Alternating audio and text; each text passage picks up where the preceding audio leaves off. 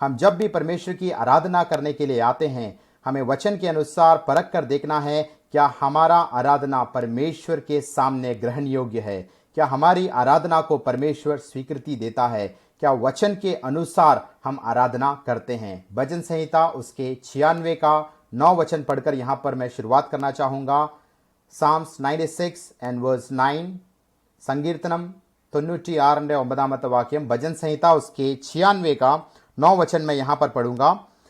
पवित्रता से शोभायमान होकर यहोवा को दंडवत करो या यहोवा की आराधना करो। उसका इंग्लिश ट्रांसलेशन कहता है, worship God in the holy अरे, worship God in the beauty of holiness, worship God in the splendour of his holiness. पवित्रता से शोभायमान होकर हमें परमेश्वर की आराधना करनी है। हम परमेश्वर की उपस्थिति में आते हैं, हम परमेश्वर को धन्यवाद करते हैं, स्तुति करते हैं, आराधना करते हैं। We offer thanksgiving, praise and worship. वो हम गीतों के द्वारा करते हैं, संगीतों के द्वारा करते हैं, संगीत उपकरणों के द्वारा करते हैं, ताली बजाकर करते हैं, हाथ उठाकर करते हैं। इन सब बातों से बढ़कर हमें परखना है क्या वचन में जो बातें आराधना के विषय में महत्व दिया है उसके अनुसार हम आराधना करते हैं या नहीं।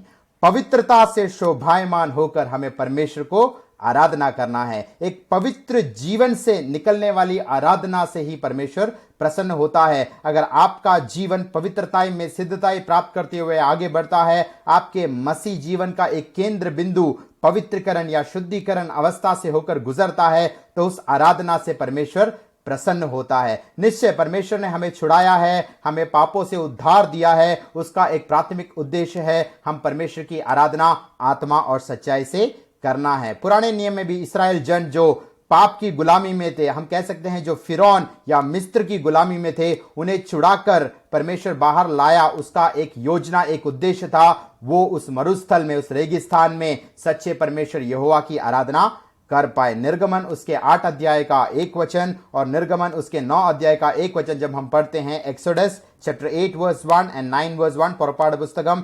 8 वहां पर कहता है, परमेश्वर यहोवा मूसा से यो कहता है, तू जाकर फिरौन से ये कह कि तू मेरी प्रजा को आजाद कर, ताकि वो जाके परमेश्वर की आराधना कर पाए। उसके दूसरे वचन में कहता है, उसके 9 के 1 में, द गॉड ऑफ हिब्रूज, इब्रियों का परमेश्वर ये कहता है फिरौन से, तू जाकर कह, मूसा को कहता है कि तू मेरे लोगों को, मेरी प्रजा को तू उन्हें आजाद कर, उन्हें स्वतंत्र कर, ताकि वो परमेश्वर की आराधना कर पाए। तो मिस्र की गुलामी से, फिरौन की गुलामी से छुड़ाने का एक प्राथमिक उद्देश्य अगर परमेश्वर की आराधना करना है, तो पाप की गुलामी से, शैतान की गुलामी से, हमारे पापों से उद्धार देकर परमेश्वर ने हमें छुटकारा दिया है। उसलिए हमारे जीवन में भी वो प्राथमिक बात परमेश्वर की आराधना करनी होनी चाहिए। लेकिन उस आराधना में पवित्रता का होना बहुत अनिवार्य है। हम जब भी परमेश्वर की आराधना करते हैं, काफी बार हम जब कलीसियाओं में जाते हैं, बचपन से मैं भी बहुत सारी कलीसियाओं में गया हूं, वहां पर संगति किया है, वहां पर आराधना किया है, प्रभु के दासों के द्वारा अच्छे अच्छे वचनों को सुना है। पिछले काफी सालों में उन आराधनाओं में, अनेक कलीसियाओं में परमेश्वर ने अगुवाई किया है, ताकि वहां जाकर मैं परमेश्वर के वचन का सेवकाई और प्रचार कर पाऊं। लेकिन जब भी हम कलीसियाओं में जाते हैं, वहां के विश्वासी लोग, वहां के जो एल्डर्स हैं, वहां के प्रभु के दास लोग हैं, संगति के पश्चात या आराधना, वो वर्शिप सर्विस के पश्चात इस प्रकार से एक सवाल करते हैं, क्या इस आराधना में आज खुशी का महसूस ही हुआ आपको? क्या आप आनंदित हो? क्या आप अच्छे आनंद के पल का आपने महसूस किया है? वो सवाल बहुत अच्छा है, उसमें कोई बुराई नहीं है। लेकिन हम उस आराधना में कितने आनंदित हुए, हम उस आराधना में कितने खुश हुए, हमें क्या अनुभूति हुआ, उससे बढ़कर हमें परख कर देखना है क्या उस आराधना से परमेश्वर आनंदित हुआ, क्या उस आराधना से परमेश्वर खुश हुआ, क्या उस आराधना में परमेश्वर प्रसन्न हुआ, क्या उस आराधना को परमेश्वर ने स्वीकृति दिया है, ग्रहण किया है, क्या वो आराधना परमेश्वर के सामने एक्सेप्टेबल था या नहीं। सो देने वाले से बढ़कर आराधना जो हम देते हैं या आराधना करते हैं, उससे महत्व है लेने वाला, यानी परमेश्वर का उसके प्रति क्या दृष्टिकोण है, परमेश्वर का व्यू पॉइंट क्या है। उसके लिए मैं 2 उदाहरण देना चाहता हूं। अगर इस प्रकार कहे, जैसे केरल में बहुत सारे मंदिर हैं या क्षेत्रम जो बोलते हैं, वहां का जो पुजारी है वो एकदम जो शाकाहारी भोजन खाने वाला व्यक्ति है, वो नॉनवेज या मांसाहारी, मांस मछली वगैरह नहीं खाता है। अगर मुझे उससे मिलने जाना है, या मुझे उसको भेंट देना है, या मुझे उससे मुलाकात करके उसके साथ खुशी मनाना है, एक साधारण एक मेहमान की रीति से जाना है। अगर मैं 1 किलो मछली लेकर जाऊं तो क्या वो उससे प्रसन्न होगा? शाकाहारी खाने वाला पुजारी कभी भी वो मांस मछली को देखकर प्रसन्न नहीं होगा। इसलिए अगर मैं कहूं कि मुझे मछली बहुत पसंद है, मुझे बहुत अच्छा लगता है, जैसे मलयालम में कहते हैं करीमीन या नेईमीन, ये सब मैं अगर पैक करके उसको भेंट करने जाऊं, गिफ्ट करने जाऊं, तो वो कभी उस बात से प्रसन्न नहीं होता है। देने वाले को अच्छा लगा, देने वाला उससे खुश भी है, आनंदित भी है, लेकिन स्वीकार करने वाले को अगर वो पसंद नहीं आया तो वो एक्सेप्टेबल नहीं माना जा सकता। उसी प्रकार से हम जो आराधना अर्पित करते हैं, हम जो स्तुति अर्पित करते हैं, हम जो धन्यवाद का भेंट चढ़ाने आते हैं, देने वाले से बढ़कर लेने वाले का ग्रहण योग्य परमेश्वर कितना उसमें खुश है, हमें वो जांचना और परखना है। दूसरा उदाहरण, जैसे गल्फ कंट्रीज में जो मुस्लिम शेख लोग हैं, वो लोग मांस मछली खाते हैं, वो लोग नॉनवेज खाते हैं, मांसाहारी खाते हैं, लेकिन एक पदार्थ से वो बहुत घृणा करते हैं, नफरत करते हैं, जिसे हम कहते हैं पोर्क या सुअर का जो मांस है। अगर मैं उस व्यक्ति से, शेख से अगर मिलने जा रहा हूं, मैं 1 केजी सुअर का मांस या पोर्क लेकर जाऊं, तो वो कभी भी उसको खुश नहीं कर सकता। उस उदाहरण से भी हमें पता लगता है जो देने वाले से बढ़कर लेने वाले व्यक्ति का मनोभाव क्या है, उसका दृष्टिकोण क्या है। हम आनंदित होते हैं, हम शांति पाते हैं, हम प्रसन्न होते हैं, हम इस आराधना से खुश है, उससे बढ़कर क्या परमेश्वर हमारी आराधना से खुश है? और परमेश्वर कैसी आराधना से खुश होता है? या भजन संहिता 96 उसके 9 के आधार पर कह सकते हैं, जो पवित्र जीवन से निकलने वाली आराधना को परमेश्वर ग्रहण करता है, स्वीकृति देता है और परमेश्वर उससे प्रसन्न होता है। अगर आप गीतों के द्वारा, आप संगीतों के द्वारा, संगीत उपकरणों के द्वारा ताली बजाते हुए, हाथ उठाते हुए आप आराधना करते हो, स्तुति करते हो, धन्यवाद करते हो, गीतों को गाते हो, उसमें कोई बुराई नहीं है। लेकिन अगर आपका जीवन में पवित्रता ही नहीं है, एक पवित्र जीवन की आप बाट जोते नहीं हो, या पवित्रता की आप खोजी नहीं हो, जैसे इब्रानी उसके 12 का 14 कहता है, पवित्रता के बिना कोई परमेश्वर को देख नहीं सकता। तो वो पवित्रता के बिना आप कुछ भी करते हो तो परमेश्वर उससे प्रसन्न नहीं होता, वो परमेश्वर के सामने ग्रहण योग्य भी नहीं है। तो इब्रायर 12:14, the book of Hebrews chapter 12 verse 14, इब्रानी उसके 12 का 14 कहता है, सबसे मेल मिलाप करो और पवित्रता की खोजी हो, क्योंकि पवित्रता के बिना कोई परमेश्वर को देख नहीं सकता। आप बहुत अच्छे काम करते होंगे, आप अनेक कार्यक्रमों में भी शामिल होते होंगे, वचन का मनन करते होंगे, गीतों को गाते होंगे, आराधना करते रहेंगे, लेकिन अगर आप पवित्रता का एक जीवन नहीं जीते हो तो आप प्रभु यीशु मसीह के दोबारा आगमन में नहीं उठा लिए जाओगे। वो वचन कहता है, without holiness nobody can see God. Jesus Christ का, यीशु मसीह का जब दोबारा आगमन होगा तो जो पवित्रता के अनुसार अपने जीवन को व्यतीत करता है, वचन के अनुसार अपने जीवन को पवित्रता में, सिद्धता की ओर बढ़ाता है, वही प्रभु यीशु मसीह के दोबारा आगमन में उठा लिया जाएगा। तो हमारा जीवन, हमारा आराधना, हमारा प्रार्थना, हमारा धन्यवाद, हमारा स्तुति सब एक आउटपुट, एक परिणाम स्वरूप होना चाहिए जो पवित्र जीवन हम जीते हैं। हमारा व्यक्तिगत जीवन, हमारा पारिवारिक जीवन, हमारा सामाजिक जीवन, हमारा व्यवसाय, व्यापार, जॉब, सेवकाई, कलीसिया में भी हम अनेक लोगों से बातचीत करते हैं, हम अनेक लोगों से वार्तालाप करते हैं, हम अनेक लोगों से मेल मिलाप और लेन देन करते हैं, हम ऐसे बहुत सारे डीलिंग्स में हम शामिल होते हैं। हमें परख कर देखना है क्या हम हर एक बातें परमेश्वर के वचन के अनुसार करते हैं, हर एक बातों में, कर्तव्यों में, विचारों में क्या पवित्रता झलकती है। ऐसा है तो हम जब आराधना करने के लिए परमेश्वर की उपस्थिति में आते हैं, उस आराधना से परमेश्वर प्रसन्न होता है। तो प्रभु का आगमन निकट है। पवित्रता में सिद्धता प्राप्त करते हुए एक वचन के अनुसार अपने जीवन को निखारने के लिए इन दिनों में प्रभु हम सबको मदद करे, पवित्र आत्मा का सामर्थ उंडेले, ताकि हम उन वचनों का पालन करते हुए हमें जहां पर परमेश्वर ने रखा है वहां हम परमेश्वर के नाम की महिमा कर पाए। पहला यूहन्ना उसके 3 अध्याय का 2 और 3 वचन बहुत आशा भरा वचन है, मैं यहां पर पढ़ना चाहूंगा। पहला यूहन्ना उसके 3 अध्याय का 2 और 3 वचन, वहां पर प्रेरित यूहन्ना कहता है, हमारा प्रेजेंट प्रिविलेज, हमारा वर्तमान जो प्रिविलेज अधिकार है उसका विवरण करने के पश्चात भविष्य में हमारे साथ क्या होने वाला है, हमें क्या पदवी मिलने वाली है, उसके विषय में उल्लेख करते हुए कहता है 1 John chapter 3 verse 2 and 3, 1 യോഹന്നാൻ 3 अध्याയം 2-3 वाक्यങ്ങൾ, वो कहता है प्रियो, यानी वो नया जन्म पाए हुए विश्वासियों को कहता है, बिलवर्ड है प्रियो, अब हम परमेश्वर की संतान हैं। अभी तो हम परमेश्वर की संतान हैं, हमने जब नया जन्म पाया, हमने अपने पापों से पश्चाताप किया, प्रभु पर विश्वास किया, तो हम परमेश्वर का संतान बन गए। यूहन्ना 1:12 कहता है हमें परमेश्वर का संतान होने का अधिकार दिया है क्योंकि हमने यीशु मसीह पर विश्वास किया और उसको हमारे जीवन में स्वीकृति दिया है। लेकिन आगे बोलता है अभी तक यह प्रकट नहीं हुआ है कि हम क्या कुछ होंगे। भविष्य की बात के विषय में कहता है अभी तक यह प्रकट नहीं हुआ है कि हम क्या कुछ होंगे। इतना जानते हैं कि जब यीशु मसीह प्रकट होगा तो हम उसके समान होंगे क्योंकि उसको वैसे ही देखेंगे जैसा वह है। कितना एक ब्लेसेड होप, एक आशा का वचन कहता है अभी हम परमेश्वर की संतान हैं। प्रभु यीशु मसीह का जब आगमन होगा उस समय दो बातें वहां पर होगी। एक तो जैसा यीशु मसीह है वैसा हम यीशु मसीह को देखेंगे और दूसरा कहता है हम यीशु मसीह के समान हो जाएंगे। That is a dual hope of a Christian. एक दोहरा आशा है एक मसीह व्यक्ति का। जब प्रभु यीशु मसीह का आगमन होगा तो वो प्रभु यीशु मसीह जैसा है वैसा उसको देखेगा और दूसरा वो यीशु मसीह के समान हो जाएगा। उसला 2 कुरिन्थियों उसके 3 अध्याय के 18 वचन में पवित्र आत्मा की एक सेवकाई बताता है the inward ministry of the Holy Spirit in the life of a Christian.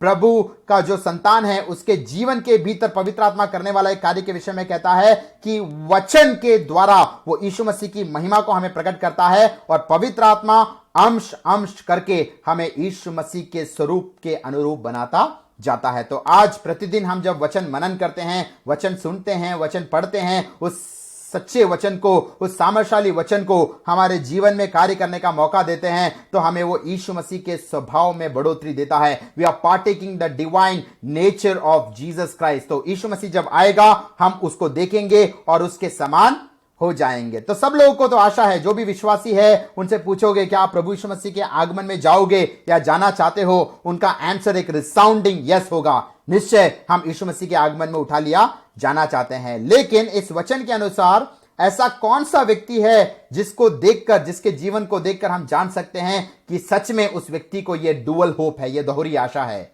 ऐसा कौन सा व्यक्ति है जिसको देख के, जिसकी जीवनचर्या को देख के हम जान सकते हैं कि यीशु मसीह जब आएगा वो व्यक्ति यीशु मसीह को देखेगा और यीशु मसीह के समान वो हो जाएगा। ऐसा एक डुअल होप, दोहरी आशा उस व्यक्ति को है। कैसे पता चलता है? उसका 3 वचन हम पढ़ेंगे, 1 यूहन्ना उसके 3 अध्याय का 3 वचन, 1 जॉन चैप्टर 3 वर्स 3 कहता है जो कोई यह आशा रखता है, उस पर यह आशा रखता है, वह अपने आप को वैसा ही पवित्र करता है जैसा वह पवित्र है। कितना अनोखा वचन है। यह आशा जिनको भी है कि यीशु मसीह आएगा, मैं उसके समान हो जाऊंगा, उस व्यक्ति के जीवन में एक बात झलक दिखाई पड़ता है, वो अपने आप को ऐसा ही पवित्र करता है जैसा यीशु मसीह पवित्र है। डेली रिपेंटेंस, प्रतिदिन एक पश्चाताप, अनुदिनम मानसांद्रम, उस अनुभव में वो व्यक्ति बढ़ता है। पवित्र आत्मा हमें हर दिन हमारी कमी गतियों को, हमारे लिमिटेशन को, हमारे unchristlike words, deeds, action, thoughts, motives को प्रकट करता है ताकि हम उसको नजरअंदाज नहीं करना है। हमें पश्चाताप करना है, मन फिरना है और वचन के सामर्थ्य के द्वारा, आत्मा के सामर्थ्य के द्वारा उन सब बातों पर हमें जय प्राप्त करना है। और जब हम सच्चे ईमानदारी से, ऑनेस्टी से उस बातों का अंगीकार और कन्फेस करते हैं तो यीशु मसीह का लहू हमें सारे पापों से धोकर शुद्ध करता है। तो यीशु मसीह पर जो आशा है, यीशु मसीह के आगमन के प्रति जिसको भी ये आशा है, वो अपने आप को ऐसा ही पवित्र करेगा जैसा परमेश्वर पवित्र है। तो हमारा परमेश्वर पवित्र है, इसलिए हमारा जीवन भी पवित्र होना चाहिए। हमारा परमेश्वर पवित्र है, इसलिए पवित्रता में शोभायमान होकर हमें परमेश्वर की आराधना करनी चाहिए। हम जिस वचन का मनन करते हैं उसको होली बाइबल कहते हैं, विशुद्ध ग्रंथम या पवित्र शास्त्र बाइबल। शास्त्र तो बहुत सारे हैं लेकिन ये पवित्र शास्त्र है क्योंकि इस शास्त्र के वचनों को जो अपने जीवन में काम करने का मौका देगा, ये जीवित और सामर्थ्यशाली वचन हमें और पवित्रता में सिद्धताई की ओर लेकर जाएगा। ये पवित्र शास्त्र का वचन एक विश्वासी के जीवन में पवित्रता की बढ़ोतरी करेगा। हमें जो आत्मा मिला है, हम सामर्थ्य की आत्मा, हम एक विजडम की आत्मा, हम जो अनुग्रह की आत्मा वगैरह सब बोलते हैं, लेकिन जो ट्रायून गॉड है, father, son and holy spirit, और जो ट्रायून गॉड में जो आत्मा है उसको जो शीर्षक दिया गया है कहता है होली स्पिरिट या पवित्र आत्मा है। तो पवित्र आत्मा भी हम में आता है, हमें सामर्थ देता है, आत्मा के दानों और वरदानों से भरता है, लेकिन उसका एक प्राथमिक कार्य, एक सेवकाई, एक विश्वासी के जीवन में उसको पवित्रताई में सिद्धताई की ओर बढ़ाता है। तो पवित्र परमेश्वर है, उसकी आराधना हमें पवित्रता से शोभायमान होकर करनी है। पवित्र शास्त्र का वचन है जो हमें पवित्र करता है। पवित्र आत्मा का जो दान दिया है उसके द्वारा भी हमें पवित्रता की ओर परमेश्वर अग्रसर करना चाहता है। तो निश्चय इन दिनों में हमारे जीवन को परख कर देखना है क्या हमारा जीवन वचन के अनुसार है। हमारे जीवन में बहुत सारी बातें हैं जो परमेश्वर के इच्छा के अनुसार नहीं हैं। यूहन्ना उसके 15:3 कहता है हमें ये पवित्रताई करने का जो सेवकाई है, परमेश्वर का जो इतना बड़ा कार्य है वो कैसे हमारे जीवन में करता है। यूहन्ना उसके 15:3 gospel of John chapter 15 verse 3 यूहन्ना निधि सुविशेषम 15 अध्यायम 3 वाक्य वहां पर कहता है इन सुनाए हुए वचनों के द्वारा आप शुद्धिकरण प्राप्त करते हो, आप पवित्रता प्राप्त करते हो। यानी हम प्रतिदिन जब इस सामर्थशाली वचन को, पवित्र शास्त्र के वचनों को हम अपनाते हैं, प्रायोगिक जीवन में, हमारे प्रैक्टिकल लाइफ में हम इंप्लीमेंट करते हैं, वो हमारे जीवन को और अधिक अधिक पवित्र करता रहता है। यिर्मयाह उसका 23-29 वचन में बहुत अच्छा वचन कहता है God's word is like fire. परमेश्वर का वचन एक आग या अग्नि के समान है। अग्नि क्या करता है?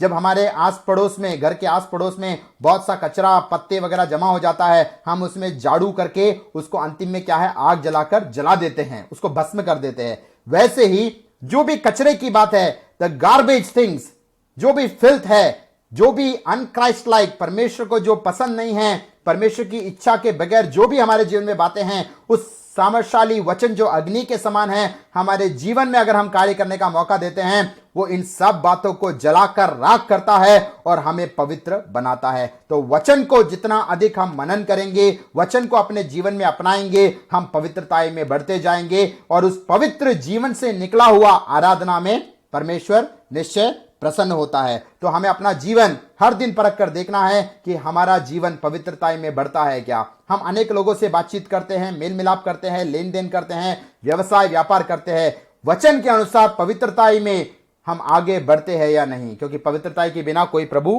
को नहीं देख सकता। लेकिन अगर पवित्रता के बिना कोई व्यक्ति परमेश्वर की उपस्थिति में आता है और अपने पापों से पश्चाताप किए बिना, अपने गलतियों से मन फिरे बिना वो आराधना करता है, तो क्या परमेश्वर उसकी आराधना या उसके भेंट से प्रसन्न होता है? क्या उस आराधना को परमेश्वर ग्रहण करता है? बिल्कुल नहीं, क्योंकि पवित्रता से शोभायमान हुए बिना हम परमेश्वर की आराधना नहीं कर सकते। तो अगर एक व्यक्ति, उसके जीवन में अगर परमेश्वर दिखाता है प्रभु के दासों के वचन के द्वारा, पवित्र शास्त्र के वचन के द्वारा, पवित्र आत्मा की अगुवाई के द्वारा, इन बातों को तेरे जीवन में ठीक करना है, उस व्यक्ति को तुझे माफ करना है, उस व्यक्ति से तुझे माफी मांगना है, तूने गलत रीति से कमाया हुआ पैसा तुझे लौटाना है, या कोई भी बेईमानी या जो ऐसा डिसऑनेस्टी की बातें पवित्र आत्मा हमें प्रकट करके देता है, हमें उससे मन फिरना है। अगर मन फिरे बिना हम ऊंचे आवाज में गीत गाते हैं, अन्य भाषा में भी आराधना करते हैं, हम संगीत उपकरणों के साथ, तालियों के साथ आराधना करते हैं, तो परमेश्वर उससे प्रसन्न नहीं होता। तो एक व्यक्ति अगर अपवित्रताई में या शुद्धिकरण पाए बिना, मन फिरे बिना अगर आराधना करता है, तो उसका परिणाम क्या होता है, मैं पुराने नियम के एक वचन के भाग से आपको प्रदर्शित करना चाहता हूं। वो हमको सबको सुपरिचित भाग है, 1 शमूएल उसके 4 अध्याय का 1 से 10 वचन। 1 शमूएल അതിന്റെ 4 അധ്യായം 1 തൊട്ട് 10 വരെയുള്ള വാക്യങ്ങൾ। 1 Samuel chapter 4 verses 1 to 10, यहां पर मैं हिंदी में पढ़ूंगा। 1 शमूएल उसके 4 अध्याय का 1 से 10 वचन। If a person worships God without holiness or without a proper repentance, what is going to be the end results? एक व्यक्ति का जीवन में अपवित्रताई है, या उसने पापों से सच से मन फिरा नहीं है, या परमेश्वर ने जिन बातों का अगुवाई किया है उसमें आज्ञा पालन नहीं करते बिना अगर वो आराधना करता है, तो उसके जीवन में, उसके संगति में, उसके कलीसिया में, उसके परिवार में क्या परिणाम हो सकता है, इस वचन के भाग से हम देख सकते हैं। उसका पहला और दूसरा वचन मैं पढ़ना चाहूंगा। 1 शमूएल उसके 4 अध्याय का 1 और 2 वचन। शमूएल का वचन सारे इस्राएल के पास पहुंचा और इस्राएली पलिश्तियों से युद्ध करने को निकले, और उन्होंने एबेनेजर के आसपास छावनी डाली और पलिश्तियों से ने अपेक में छावनी डाली। तब पलिश्तियों ने इस्राएल के विरुद्ध पांति बांधी, और जब घमासान युद्ध होने के लिए लगा, तो वहां पर बोलता है 4000 इस्राएली सेना के पुरुष मैदान में ही मारे गए। कितना एक भयानक अवस्था दिखाता है। उद्धार हमारे भाषा में कह सकते हैं, नए नियम के अनुसार उद्धार पाया हुआ, नया जन्म पाया हुआ, बपतिस्मा लिया हुआ, संगति में बरकरार रहने वाला एक नया नियम का विश्वासी, उसके जीवन में एक युद्ध है कहता है। प्रभु के दासों के द्वारा, भविष्यवक्ताओं के द्वारा हम जो वचन सुनते हैं वो निश्चय हमें आनंद और शांति प्रदान करती है, लेकिन उससे बढ़कर हमें एक आत्मिक लड़ाई के लिए तैयार होना है। यहां पर जो प्रभु का दास शमूएल के द्वारा वचन आया, उन्हें एक लड़ाई के लिए तत्पर या तैयार होने का एक अगुवाई मिला। हमारा लड़ाई किससे है? हमारा बैटल, हमारा युद्ध किससे है? हम किसी मनुष्य से हम लड़ना नहीं चाहिए। हमारा कोई दुश्मन नहीं है। प्रभु ने बोला है आपके दुश्मनों को भी आपको प्रेम करना है। जो आपका बुरा चाहता है, आपको उसको प्रतिफल में या उसके विरोध में अच्छी बातें कर कर भलाई के द्वारा बुराई पर जीत पाना है। इफिसियों की पत्री उसके 6 अध्याय का 12 वचन, the book of Ephesians chapter 6 verse 12, एफेसियर के दिए लेकिन हम 8 अध्याय 15 वाक्य, वहां पर कहता है हमारा मल्ल युद्ध, हमारा रेसलिंग, हमारा बैटल, हमारा युद्ध किसके साथ है? पौलुस कहता है हमारा यह मल्ल युद्ध लहू और मांस से नहीं, फ्लैश और ब्लड के साथ नहीं, परंतु प्रधानों से और अधिकारियों से, इस संसार के अंधकार के हाकिमों से है और उस दुष्टता की आत्मिक सेनाओं से है जो आकाश में है। यानी शॉर्ट में समराइज करके कह सकते हैं Satan and satanic forces, Satans and demons, शैतान और उसकी सेना के साथ हमारा मल्लयुद्ध है। तो नया जन्म पाया हुआ विश्वासी, याद रखना हम लोग लड़ाई के मैदान में है, पोर कलतला बैटल ग्राउंड में है। शैतान हमारा विरोधी है, हमारा शत्रु। जैसे हम गीत गाते हैं लोगम पापम पिशाच, संसार, पाप और शैतान हमारा शत्रु है। और इस वचन के द्वारा 1 यूहन्ना 2:14 कहता है परमेश्वर का वचन तुम में निवास करता है और तुमने दुष्ट शैतान पर विजय प्राप्त किया है। तो जितना अधिक हम परमेश्वर के वचन को हमारे हृदयों में वास कराते हैं, हमारे जीवन में प्रभावशाली रीति से काम करने का मौका देते हैं, उतना अधिक हम शैतान पर विजय प्राप्त हो सकते हैं। मत्ती 4 और लूक 4 में यीशु मसीह का जब परख करने के लिए या परीक्षा करने के लिए शैतान आता है, यीशु मसीह वचन के द्वारा ही उन पर जय प्राप्त करता है। तो शमूएल को जब यह वचन मिला तो वहां पर जो विश्वासी लोग थे, इस्राएली जन थे, फिलिस्टाइंस या फिलिस्तियों के साथ युद्ध के लिए गए। तो याद रखना उनका अवस्था अगर आप देखोगे, न्यायों की किताब जजेस से लेकर आगे आप पढ़ोगे तो वहां पर एक बुरा पिछड़ा अवस्था में वो विश्वासी लोग पाए जाते हैं। इस्राएल जन जो आत्मिक रीति से उन्नति की अवस्था में होना चाहिए था, उनका अवस्था कहता है, न्यायों की किताब से आगे पढ़ते हैं तो वहां पर एक बैकस्लिडन स्टेट में वो पाए जाते हैं। परमेश्वर की इच्छा के बिना बहुत सारी बातें उनके जीवन में हैं, परमेश्वर की महिमा से वो वंचित हो गए हैं, मूर्ति पूजा का अनुभव भी उनके जीवन में आया है। ऐसा जो बैकस्लिडन अवस्था में, बैकस्लिडन स्टेट में ये लोग एक युद्ध करने के लिए जाते हैं। और युद्ध में क्या परिणाम होता है? उसका दूसरा वचन कहता है 4000 इस्राएली जन वहां पर मारे जाते हैं। विश्वासी लोग जब युद्ध में जाते हैं, आत्मिक लड़ाई में, परमेश्वर का इच्छा है वो लोग शैतान पर, उसकी सेना पर विजय होना चाहिए। लेकिन यहां पर जो पाप में पड़े हुए, पश्चाताप नहीं किया हुआ, बैकस्लिडन अवस्था में पड़े हुए इस्राएली जन जब उस आत्मिक लड़ाई में जाते हैं, वहां पर उनको विजय नहीं, पराजय का सामना करना पड़ता है। इसका मतलब हमारे जीवन में हम जब तक पापों से पश्चाताप नहीं करते हैं, हम सच में मन नहीं फिरते हैं, प्रभु के साथ सच में हम संगति में बरकरार नहीं रहते हैं, हमारे जीवन में विजय का अनुभूति हमें नहीं हो सकता। तो यहां पर वचन तो मिला, उन्होंने अगुवाई भी पाया, लेकिन वो युद्ध पर गए तो उनके जीवन में एक बड़ा फेलियर, एक बड़ा डिफीट, एक बड़ा पराजय का सामना करना पड़ा। और 4000 एक रीति से कह सकते हैं इस्राएली जन या विश्वासी लोग वहां पर घात होकर मारे गए। और जब इतना बड़ा एक फेलियर, एक पराजय उनके जीवन में आया, तब वहां के सब लोगों ने मिलकर, एल्डर्स ने, प्राचीनों ने एक कमिटी बनाकर वहां पर जो एक रेट्रोस्पेक्शन करने लगे, वो वहां पर निरीक्षण करने लगे कि इतना बड़ा पराजय हमारे जीवन में क्यों हुआ। उसका तीसरा और चौथा वचन मैं यहां पर पढ़ना चाहूंगा। जब वे लोग छावनी में लौटे, कैंप में लौटे, तब इस्राएल के वृद्ध लोग, एल्डर्स, यूं कहने लगे यहोवा ने आज हमें पलिश्तियों से क्यों हरवा दिया है। एक अच्छी बात है, हमारे जीवन में जब भी असफलता का हम सामना करते हैं, एक फेलियर हमारे जीवन में आता है, एक पराजय को हम देखते हैं, हमें अपने जीवन को परख कर देखना है ऐसा डिफीट, ऐसा फेलियर, ऐसा पराजय हमारे जीवन में क्यों आया है।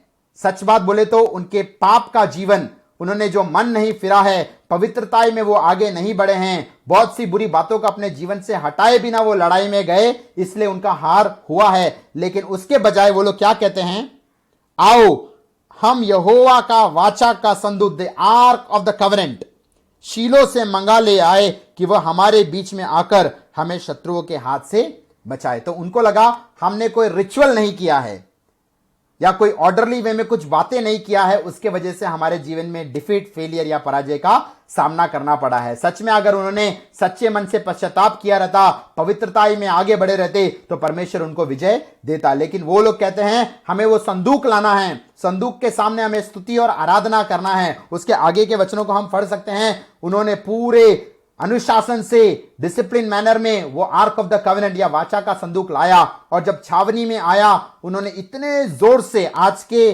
भाषा में कह सकते हैं उन्होंने जोर से प्रेज लॉर्ड, हालेलुया या गीतों को गाकर परमेश्वर का स्तुति और आराधना किया रहेगा। और इतना जोर से उन्होंने शाउट किया, चिल्लाकर उन्होंने ऊंची आवाज में परमेश्वर को आराधना किया।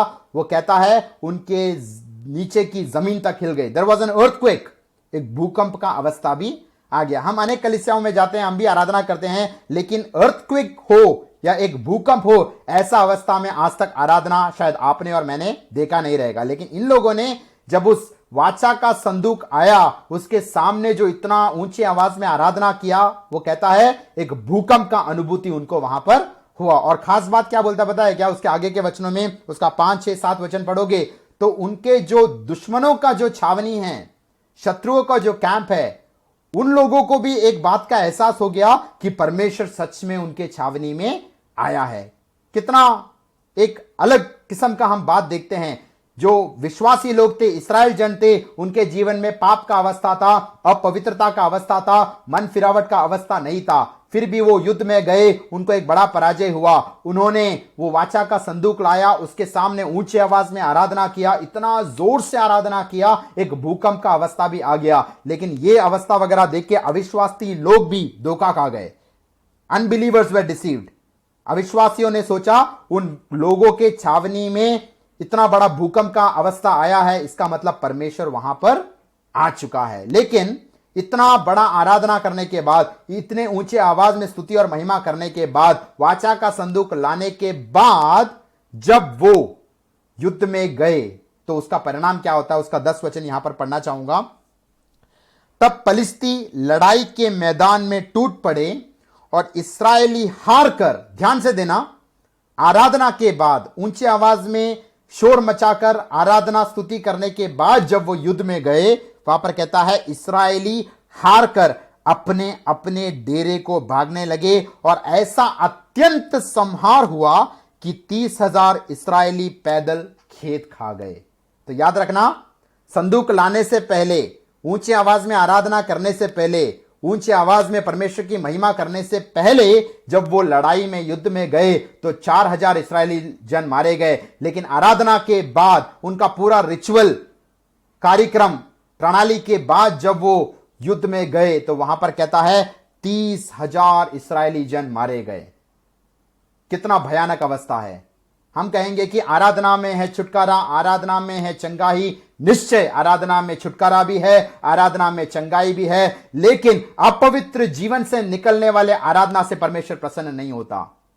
पाप से मन फिरा हुआ अवस्था में कोई अगर परमेश्वर की उपस्थिति में जाता है तो उसके अनुसार ही परमेश्वर कार्य करता है। तो हमको पवित्रताई में सिद्धताई प्राप्त करते हुए करते गलतियों को, पाप के स्वभाव को जब आत्मा वचन के द्वारा, प्रभु के दासों के द्वारा प्रकट करके देता है, हमें मन फिरते हुए परमेश्वर की आराधना करना है। और भले ही संदूक लाए, वहां पर कितना भी ऊंची आवाज में हम आराधना करें, लेकिन हमारा अगर पवित्रता से शोभायमान अवस्था में हम आराधना करते हैं तो परमेश्वर एक बड़ा विजय देगा। नहीं तो इस्राएल जन के समान शुरुआत में 4,000 लोग मारे गए, लेकिन आराधना या ऊंची आवाज में महिमा देने के पश्चात 30,000 लोग मारे गए। एक उससे भी एक अत्यंत संहार, एक बड़ा पराजय, डिफीट और फेलियर का सामना उन्हें करना पड़ा। तो इन दिनों में, जैसा हमने शुरुआत में पढ़ा भजन संहिता उसके 96 का 9 वचन, पवित्रता से शोभायमान होकर हमें परमेश्वर की आराधना करना है। हमारे व्यक्तिगत जीवन, पारिवारिक जीवन, हमारा जो personal life, family life, social life, हर एक जगह पर हमें वचन के अनुसार पवित्रता में आगे बढ़ना है। हमें दूसरों को देखकर नहीं, हमारे विश्वास के कर्ता और सिद्धकर्ता यीशु मसीह को देखकर हमें आगे बढ़ना है। परमेश्वर पवित्र है, इसलिए तुम्हें भी पवित्र होना है। इस पवित्र शास्त्र के वचनों को पढ़ते हुए, अध्ययन करते हुए, मनन करते हुए, पवित्र आत्मा का प्रकाशन प्राप्त करते हुए, पवित्र आत्मा का सामर्थ प्राप्त करते हुए हमें उस पवित्र परमेश्वर का अनुकरण करना है। तो यहां पर जो शोरगुल का अवस्था है उससे कोई बड़ा फर्क नहीं पड़ा। परमेश्वर शोर, जहां पर राजा है वहां पर जय जयकार है हम कहते हैं, लेकिन वो राजा जब आएगा, जब जय जयकार होगा, सच्चा पवित्र जीवन जीने वाला व्यक्ति जब ऐसा जय जयकार करेगा तभी उसको वहां पर जय का अनुभूति होगा। नहीं तो इस्राएल जन के समान एक परास्त अवस्था में हम जा सकते हैं। यहां पर मैं एक डीएल मूडी जो प्रभु का दास है उसका एक कोट पिछले दिनों में एक प्रभु के दास ने भी बांटा, तब मैंने वो पढ़ा, वो नोट किया। वो इस प्रकार से कहता है DL Moody, A holy life will produce the deepest impression. Lighthouses blow no horns, they only shine. एक पवित्र जीवन ऊंचे आवाज में ललकार के ऐलान करने का जरूरत नहीं है। अगर आप पवित्र जीवन जीते हो, आपका स्फीयर में, आपके विसिनिटी में, आपका जो आस पड़ोस का जो माहौल है उसमें लोग जब आएंगे, आपसे बातचीत करेंगे, पापी लोग आएंगे, उनको परमेश्वर का जो दया और कृपा अनुग्रह का अनुभूति होगा। अनेक लोग आपके द्वारा उद्धार के अनुभव में आएंगे। बहुत सारे विश्वासी लोग जैसे इस्राएल जन की अवस्था में, एक बैकस्लिडन अवस्था में पड़े हैं, बहुत सारे लोग पश्चाताप के अनुभव में आएंगे। तो इन दिनों में सच में आत्मा और सच्चाई से आराधना करते हुए, वचन के अनुसार अपने आप को पवित्रता में सिद्धताई प्राप्त करते हुए, पवित्र आत्मा का सामर्थ प्राप्त करते हुए, पवित्रता में शोभायमान होकर परमेश्वर यहोवा की आराधना करते हुए जीने के लिए इन वचनों के द्वारा प्रभु आप सबको